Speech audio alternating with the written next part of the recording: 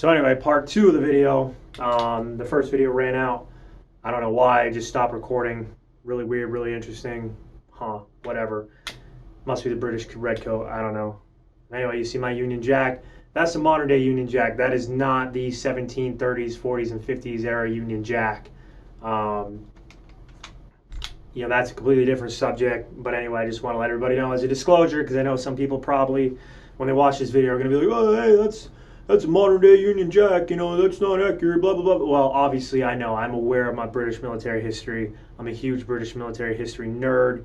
So, yeah, I know. It's not the correct British military flag for this type of uniform. I don't really care.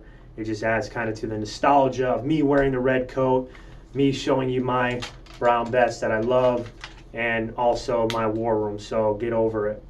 Anyway, what else could I say? I mean, I love black powder. I love my brown Bess. This was my first musket. I love it. I love it. I love it. As I said, definitely worth checking out in the future if you're looking to get into reenacting as a French Indian War soldier or whatever, American Civil War, Red War, War of 1812, Seminole War, whatever floats your boat, guys. Definitely get a musket. It's humbling. It's worth it. They're just so much fun, so cool. Just you'll have a blast firing them. It's just every time I fire it, puts a smile right on my face. You just can't beat it, man. You can't beat black powder. I love modern day firearms, but I just love my black powders. You just can't beat it. Guys, I really enjoy black powder. It's one of those things that, when I met Ordnance Sergeant, really good friend of mine, I didn't think that, he would be super interested in firing, black powder and whatnot. I mean, I know he did reenacting, but I didn't really know him as well when I first met him, obviously. And, man, when we got out of the range with our muskets, I mean, forget about it, dude. It was like true love with muskets, bro. I mean, it was just fucking nuts. It was just nuts. One thing I will say is my uniform, the 35th Regiment of Foot, Ordnance Sergeant, I joined his Rogers Rangers group. I don't have a Rangers kit, unfortunately, not yet. Some point I will. Ordnance Sergeant, I will. The 35th Regiment of Foot actually worked really closely with Rogers Rangers. And again, not trying to get into the British military history thing, but if you guys look into it, you'll notice that the 35th and the Rogers Rangers actually had a really tight, close-knit working relationship. And the well that is actually inside Fort William Henry today was actually dug for the 35th Regiment of Foot inside Fort William Henry by the Rogers Rangers. And not only that, Rogers Rangers, their foremost outpost in North America was in Fort William Henry.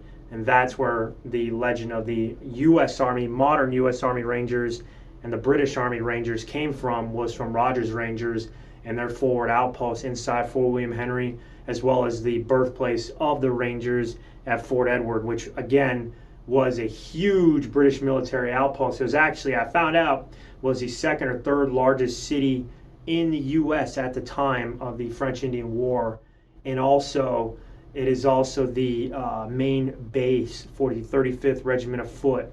This regiment that I'm rocking their uniform, it was their it was their home base during the French Indian War. So, really cool military history lesson there for you guys. I love this uniform. It's a great uniform. It's hot as shit. Obviously, you can tell it is super thick. It's just crazy. It's a fucking awesome uniform, but it's hot as shit. Especially, again, I live in Florida, so the heat doesn't, and the humidity doesn't exactly help my case when wearing this uniform. What else can I say, guys? I mean, I love reenacting, and again, with these uniforms, these British military uniforms, especially the early age stuff, they kind of make you look, well, fat. If you can't tell, I look like a fucking giant puff man, red puff man in this uniform. But I'm actually not this super fucking thick. It's actually the wool and the way the uniform is sitting on my body. But, here's the rest of the uniform. So it goes down. It goes down. You can obviously see, I'm wearing gaiters with shoes.